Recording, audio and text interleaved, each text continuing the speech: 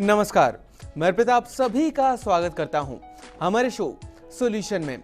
दर्शकों, जब करियर की बात आती है तो अक्सर हमें काफी असमंजस में रहते हैं हम कि हमें कौन सा सब्जेक्ट पिक करना है और या फिर कौन सी स्ट्रीम में जाना है।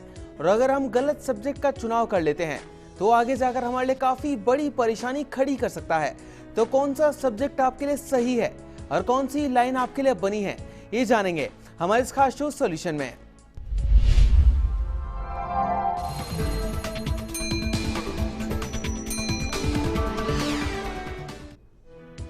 दर्शकों, आज हमारे साथ हमारे शो में मौजूद हैं the very famous Nirmala Sewani जी, जो कि करेंगे आपकी समस्याओं का समाधान। निर्मला जी, सबसे पहले आपका बहुत बहुत स्वागत है हमारे कार्यक्रम में। नमस्कार। तो दर्शकों, अगर आपकी भी कोई समस्या है, उसका आप समाधान जानना चाहते हैं हमसे, तो आप भी हमें कॉल कर सकते हैं। हमारा नंबर लगातार आपकी टीवी स्क्रीन पर फ्लैश हो रहा है। निर्मला जी, आज हम करियर पर चर्चा कर रहे हैं। बेसिकली हमने पिछले हफ्ते भी चर्चा की थी करियर पर और एस्ट्रोलॉजी के थ्रू। तो आपसे जानना चाहूंगा, एस्ट्रोलॉजर के पास खासतौर पर जाना करियर के लिए, करियर से संबंधित समस्याओं के समाधान के लिए कितना ठीक रहता है?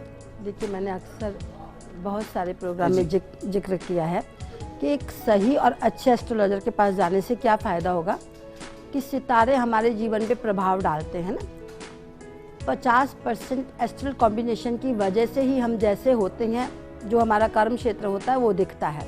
तो अगर सही एस्ट्रोलॉजर के पास गए तो वो उससे रिलेटेड भाव है ना। दूसरा जो भाव होता है वो डिग्री का होता है और 5th हाउस जो होता है हॉरोस्कोप में वो इंटेलेक्ट का होता है कि आपकी बुद्धि, आपकी रुचि किस तरफ जाएगी।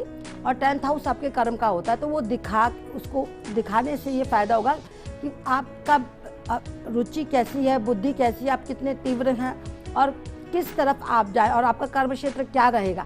तो वो अच्छी तरीके से समझ के, सोच के आपको राय दे सकता है कि आपको डॉक्टरी में जाना चाहिए, कि इंजीनियरिंग में जाना चाहिए, कि एक्टर बनना चाहिए, कि पॉलिटिशियन बनना चाहिए। तो एक अच्छे एस्ट्रोलॉजर से राय लेनी चाहिए, क्योंकि एस्ट्रोलॉजी का मतलब वस्तु स्थिति, माने हमारे जीवन में घटने वाली घटनाओं का सही निरूपण हो जाए, तो उससे फ़ायदा मिलेगा बहुत।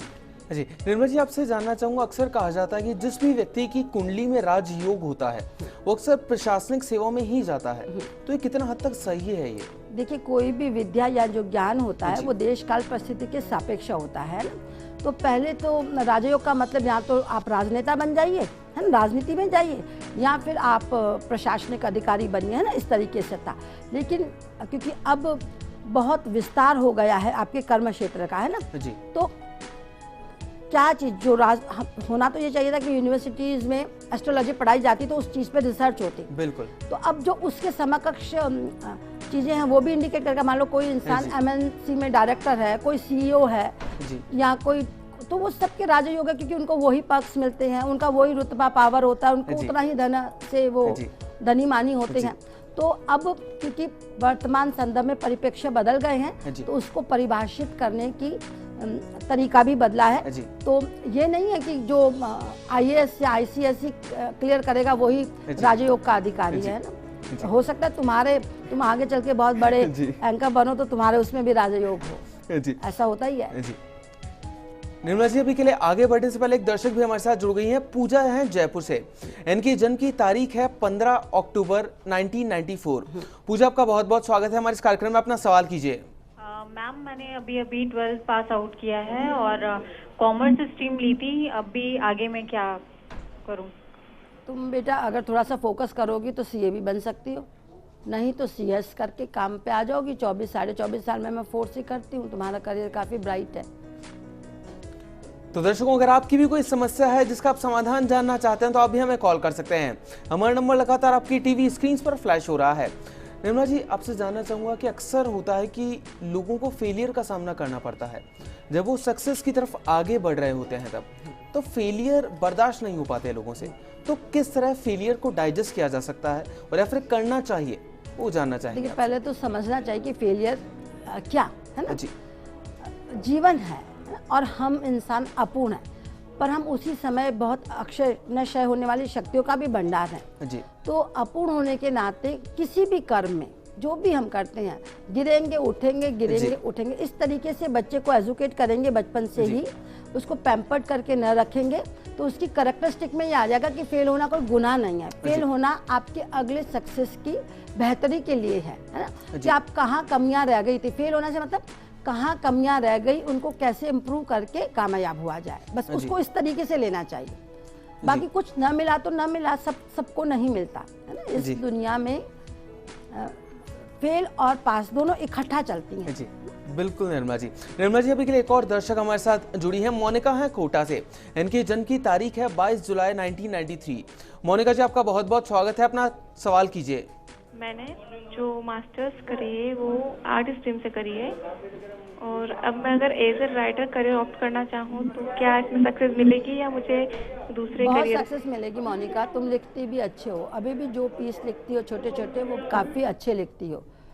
भले ही थोड़ा लेट है सक्सेस, माने पहचान तो हो सकता है कि 33-34 बरस के बाद मिले, लेकिन तुम अपना आजीविका माने उसको कर्म क्षेत्र बना के वो अपने पैसे कमा सकती हो।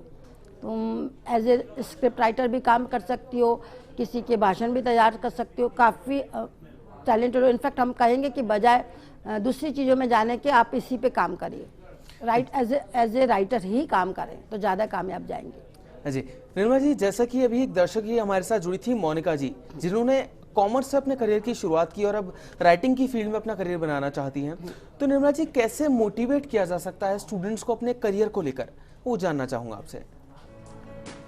देखिए कि सबसे पहले तो ये समझना चाहिए कि मोटिवेशन किस चीज़ का, मतलब किस चीज़ के लिए आप अच्छे इंसान बने। सबसे पहले तो इस चीज़ को बच्चे में मोटिवेशन करिए, तो उसमें इथिक क्वालिटी होनी चाहिए, है ना। इथिकली वो साउंड हो, उसका बिहेवियर अच्छा हो, वो इंसान बनना चाहे, सबसे पहली बात है ना। दूसरी बात ये कैसे बनेगा, जो उसका रोल मॉडल है उनकी बायोग्राफीज पढ़ के, हमारे जो अच्छे व्यक्तित्व हुए हैं है ना, उनको अपनी हिस्ट्री संस्कृति से वाबस्ता करा करके हम उनको मोटिवेट कर सकते हैं। और फिर ऐसे शख्स की, देखो कोई भी कामयाब नहीं हुआ, और कामयाबी कैसे किसने हासिल की है ना, गांधी जी थे, वो भी पहले बहुत फेलियर देखे कि भगत सिंह जी कैसे जिए, तो वो मोटिवेशन बहुत जरूरी है। और मोटिवेशन के लिए वो इन्वायरमेंट बनाना बहुत जरूरी है ना, ताकि बच्चे में वो जिज्ञासा हो कि वो सबसे पहले अच्छा इंसान बने और फिर वो काबिल जो चीज़ चाहता है, तो उसकी रुचि अभिरुचि और एनवायरनमेंट जनरेट करके आप उसको मोटिवेट कर सकते हैं। जी निर्मला जी, अभी के लिए एक और दर्शक हमारे साथ जुड़े हैं, धीरज हैं झालावाड़ से। इनकी जन्म की तारीख है 9 सितंबर 1989। धीरज जी, आपका बहुत बहुत स्वागत है हमारे इस कार्यक्रम में, अपना सवाल कीजिए। हेलो जी, अपना सवाल कीजिए धीरज जी। हाँ जी मैडम, ये मैं काफी टाइम से वो कर रहा हूँ, ये गवर्नमेंट जॉब की तैयारी, तो मेरे गवर्नमेंट जॉब कब तक है, और दूसरा मैं मतलब एंड में जाके रह जाता हूँ हर चीज में, लास्ट में। पर अगले बरस तो लग जाएगा धीरज तुम्हारी नौकरी, अगले बरस तुम्हारी गवर्नमेंट नौकरी ही लग जाएगी। निर्मला जी, अभी के लिए एक और दर्शक हमारे साथ जुड़े हैं, भारत हैं सिरोही से, जो कि अपनी पुत्री के बारे में जानना चाहते हैं, अपनी बेटी के बारे में जानना चाहते हैं। उनकी बेटी का नाम है मानवी, उनकी जन्म की तारीख है 14/4/2001। भारत जी, आपका बहुत बहुत स्वागत है, अपना सवाल कीजिए। जी भारत जी, अपना सवाल कीजिए। मैं सर ये निर्मला जी से बात करनी है। जी भारत जी, अपना सवाल कीजिए। मैडम नमस्ते। नमस्कार मैडम, ये मेरी बच्ची है छोटी, 5 साल की, 2001 कहा था। हाँ जी, पढ़ने जाती है और पढ़ के भूल जाती है। मानवेंद्र नाम है आपका? भरत। भारत जी, आपका बच्ची कितने बरस की आपने बताई? ये 5 साल की है। 5 साल की, ठीक है। सवाल पूछे। वही जानना चाहते थे आपसे निर्मला जी कि अक्सर जब भी पढ़ने जाती है तो उसके बाद भूल जाती है, भूलने की वो है, भूल जाती है पढ़कर, याद नहीं रख पाती। उसको ऐसा कोई प्रॉब्लम नहीं है, अंदर से वो ठीक है, मेमोरी उसकी शार्प है, ठीक है, फोकस कम है, तो उसके लिए उसको अगर ठंड है तो शहद बादाम खिलाएं, और गर्मी है तो बादाम और पॉपी सीड को पीस कर उसको शरबत बना के पिलाएंगे तो ठीक रहेगी। उसको कोई डेफिशिएंसी नहीं है अंदर से भूलने की, केवल फोकसिंग कम है उसका। तो ओम एम नमः का जाप कराएंगे तो भी उसका वो मेमोरी शार्पन होगा। जी निर्मला जी, जैसे कि अभी आप इस बच्ची के लिए फोकस की बात कर रही थी, फोकस बहुत ज़रूरी होता है बच्चों के लिए, करियर पर खासतौर पर ध्यान देने के लिए। तो निर्मला जी, अगर बात करें मेडिटेशन की, तो मेडिटेशन कितना इंपॉर्टेंट रोल प्ले करता है करियर पर फोकस करने के लिए, वो जानना चाहेंगे आपसे। देखिए, मेडिटेशन तो पूरे व्यक्तित्व का विस्तार के लिए जरूरी है ना। मेडिटेशन क्या? ऐसा कंसंट्रेशन जो कि अपने को स्वयं को पहचानने में कन्वर्ट हो। स्वयं को आप कैसे पहचानेंगे? देह से, मन से, बुद्धि से और स्वयं के विस्तार से, है ना। तो देह से कैसे पहचानेंगे कि हम में क्या क्षमताएं हैं, है ना, कि हम कितना स्टेमिना है, हम फिजिकली कितना काम कर सकते हैं, कैसे काम कर सकते हैं, उस एनर्जी को कैसे यूज़ करें, है ना। बुद्धि से क्या कि हमारी इंटेलेक्ट, हमारी रुचि किस तरफ है, उसको पहचान के तो उस तरफ हम अपने शारीरिक प्रयास को लाएं, है ना। मनस्थिति कि हम कहाँ स्टेबल होते हैं, कहाँ फोकस हो पाते हैं वो, और फिर इंटेलेक्ट तो है, अंत में तो विस्तार है उस एनलाइटनमेंट का। तो मेडिटेशन से आप न केवल इस लोक में बल्कि परलोक में दोनों में बैलेंस बना करके अपने व्यक्तित्व का विकास कर सकते हैं। तो अगर जो मेडिटेशन का अभ्यास, ध्यान का अभ्यास बच्चों में शुरू से ही करा दिया जाए तो वो बहुत बहुत ज़्यादा उनके व्यक्तित्व के विकास में मदद करता है। देखिए पतंजलि के जो 8 योग थे उसमें से 5 फिजिकल हैं, यम, नियम, प्रत्याहार, प्राणायाम, आसन। ये आपको फिजिकली फिनिश देते हैं, मतलब आपको परिष्कृत करते हैं। फिर धारणा, ध्यान और अंत में समाधि। तो धारणा ध्यान से आप अपने चारों ओर ऑरा क्रिएट करते हैं, जनरेट करते हैं। तो मेडिटेशन इतनी खूबसूरत चीज़ है। हाँ जी निर्मल जी, अक्सर कहा जाता है कि जो आपकी किस्मत में है वही आपको मिलेगा, उसके अलावा कुछ भी परिवर्तित नहीं होगा।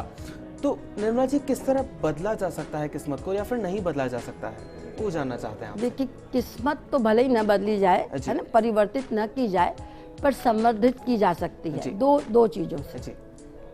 एक तो मेहनत करके, दूसरी प्रार्थना करके।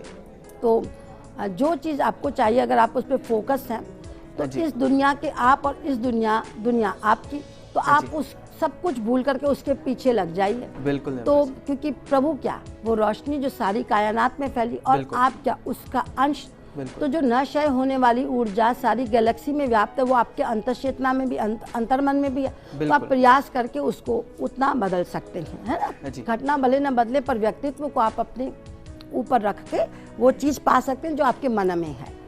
तो मेहनत की और फिर प्रार्थना उसको स्ट्रेंथ देने के लिए। तो जो कायिक और भौतिक और दैविक 3 साधन होते हैं किसी भी संकल्प की पूर्ति के लिए, किसी उद्देश्य या लक्ष्य की पूर्ति के लिए, उन तीनों का आप प्रयास करके आप अपने भाग्य को संवर्धित कर सकते हैं। और ये करता आया है मनुष्य।